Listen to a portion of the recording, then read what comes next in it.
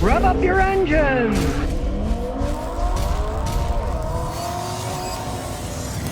All right, has Cadillac lost their minds? A brand new 2023 Cadillac V with a supercharger starts at $151,000. I'm not making that up. Now, sure, they're almost as large as a house, but really, should you pay as much as a house for your vehicle? Now, realize Escalade comes from the French.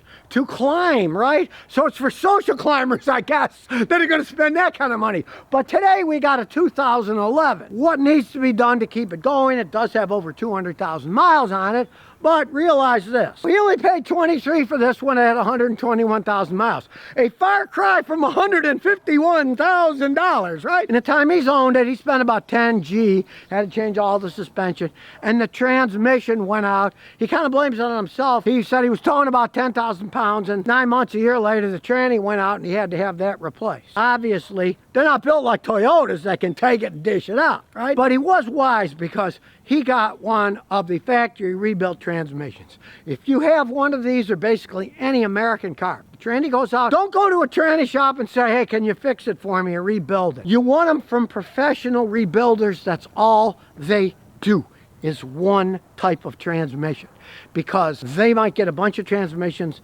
and build one out of all the good parts. If they're rebuilding yours, they gotta fix what's in there.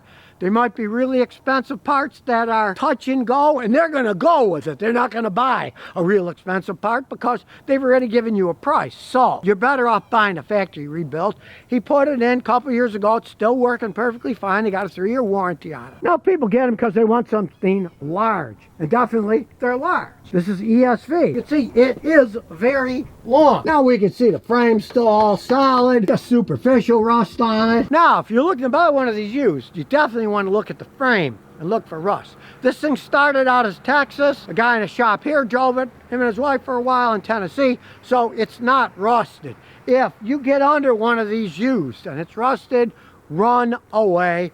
Don't even think about buying it, because a rust bucket is a rust bucket. You don't want to mess around with anything like that. And here's the interesting thing. He gets 14.2 miles a gallon in this thing in the city. The $151,000 V 2023 Escalade with a supercharger is rated at 11 miles a gallon. Well, wait a second. How come 12 years later it gets worse gas mileage? Well, that's because the new one has 686 horsepower. They're going for power. The fact that something this big gets better gas mileage than the new one, that kind of leaves me scratching my head. And that's rated gas mileage too. This is real. He's really getting 14. Those are rated at 11, so you'll probably get 8 or 9 with a supercharger if you drive them hard. It's a 6.2 liter engine. They're pretty much tried and true engines. It's the transmissions, of course, that are the weak point, and he's had to have it replaced. Now, the original transmission did last 180,000 miles, and they put in the remanufactured one. That's something, if you are going to be looking at one of these things, and it's got, 120, 130, 140, if the transmission has not been replaced, you're probably going to have to replace it. Now, this engine has 227,000 miles on it.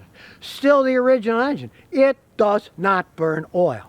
If you change the oil regularly, these are good engines. Sure, they're gas hogs, but anything this big is going to be somewhat of a gas hog. And if you want to get around in it, you need a gigantic engine to pull this thing around. Even the Toyotas, you get in a Toyota Sequoia, they are gigantic trees, right? Sequoias, but they're gigantic gas hogs too. They get worse gas mileage than this thing does. You get a big vehicle, don't expect to get gas mileage. You get a big vehicle and it runs all these hundreds of thousands of miles, you really can't complain about the build of the engine. Now, like I say, the trannies on these, but if you get 180 out of a tranny, that's really nothing to whine about. You can put another one in versus buying another car. And of course, it's the Cadillac of SUVs, so everything is automatic here. We can climb up without having to worry. They know short women want to drive these things. Check it out. It does have an actual key. I like keys. You can hear that V8 engine? Even though it's old, it's got Bose sound system. It's warning you that there's ice possible because it's cold outside. Temperature, pedometer, and gas gauge. It's a luxury car. You need a bunch of gauges on it. Nicely appointed, leather covered steering wheel, and the leather seats are still in decent shape. And of course, tremendous amount of space in these things. They're gigantic. Look at all those rows of seats. It's huge. And of course, this is an older one, so it's got the old infotainment system there that nobody probably uses anymore because everybody's got their private stuff on their phone and their tablets. It's an old sat-nav system, but it still works, and it's got a real clock. I like real clocks. They're easy to read. Nice armrest.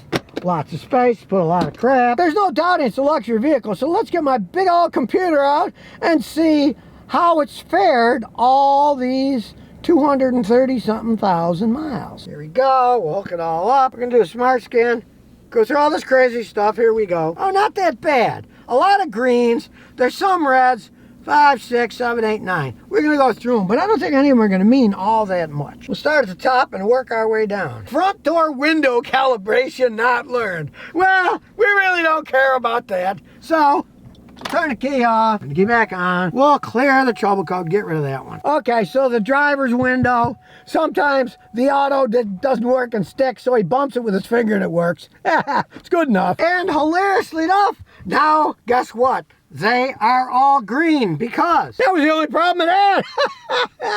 The stupid window is sticking on it. And the other codes were a body control module. Guess what? The window is ultimately controlled by the body control module. These things are so complex that some stupid thing like that tripped all those other codes. And I warned the owner beforehand, you'll probably see some nutty codes. Start it back up. And we'll look at live data. Now, there's tons of data we could look at, but basically, we're going to start with the engine data and start scrolling through. See if anything looks squirrely. The airflow's normal. Voltage is good, 14.6. So interestingly enough, fuel alcohol content is 63%. So he's using high test gas on that, and they're obviously using a lot of alcohol to boost the octane. Realize that's the cheapest way of doing it. That's why they use alcohol. Plus, they had that deal years ago that the chemical they were using was creating cancer in California when it leached into the ground. So that's one of the reasons that they're using alcohol for a lot of the boosting, and normally it's 10 to 15%. He's getting decent gas mileage for something this big and it's running fine. On we go. Now, as you look at the short-term fuel trim, you can see it's always going to move a little. There's bank 1 and there's bank 2. And it's going between 0, sometimes minus 1.5, minus 1.56. That's a pretty tiny difference on a vehicle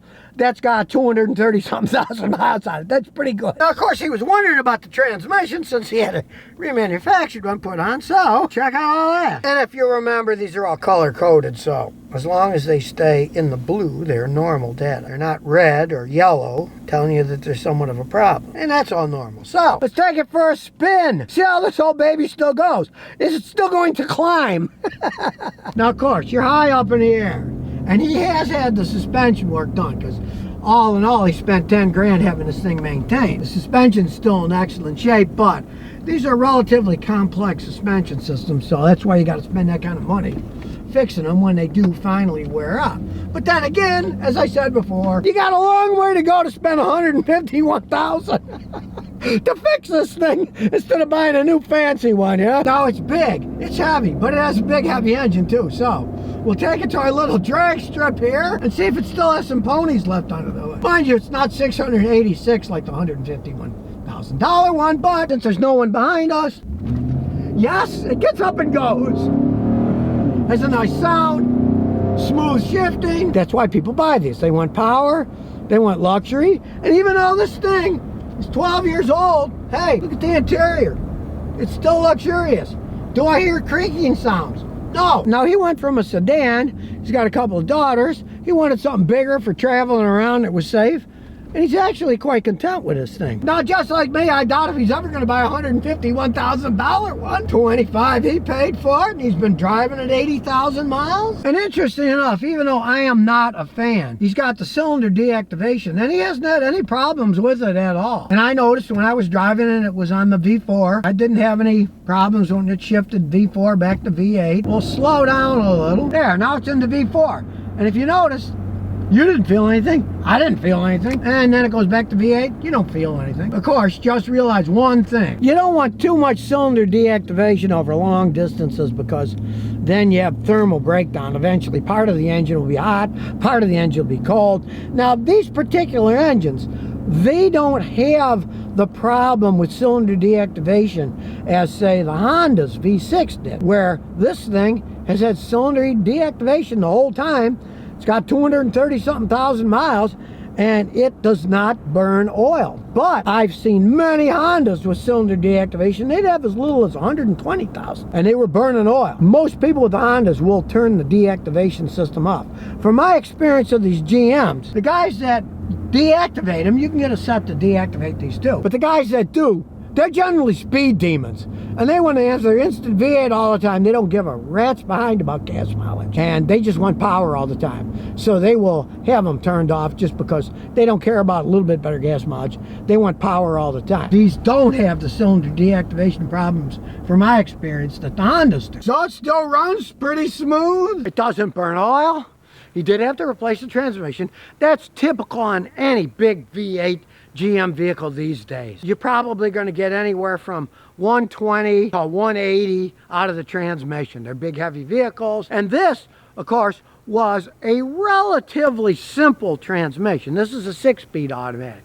You get into the modern ones, it can be 9, 10 speed. Generally don't hold up quite as long. They're much more complex. This is a good solid combination of, you get the best gas mileage you're going to get out of something like that without getting into 10 speeds and insane complexity that's going to cost a fortune to rebuild. I've had many people get those 10 speeds rebuilt and they never worked right again. They're so complex. These 6 speeds, they've been out long enough, guys know how to fix them. And considering that this did not cost as much as a house, and he paid 25 grand for it, and he's got 80,000 miles out of it, hey, if you're looking for a big vehicle like that, always have the transmission checked first, especially if it's got the mileage I just told you. You don't want to buy one where it's starting to go out. Maybe somebody else will have that replaced. If you're going to buy a used one, they said it was replaced, get the paperwork. Make sure it was an actual remanufactured transmission, factory style one, not just some guy in a garage. Yeah, I rebuilt it. I've seen so many people get cars where, oh yeah, it's got a rebuilt tranny. Where's the paperwork? Well, the guy didn't give me any. No, don't listen to that. Or a used junkyard one. If they're done right, they can last quite some time. Wouldn't you rather really buy one like this for 25 grand than pay $151,000 for a super fancy, supercharged new one? I certainly would. So if you never want to miss another one of my new car repair videos, remember to ring that bell.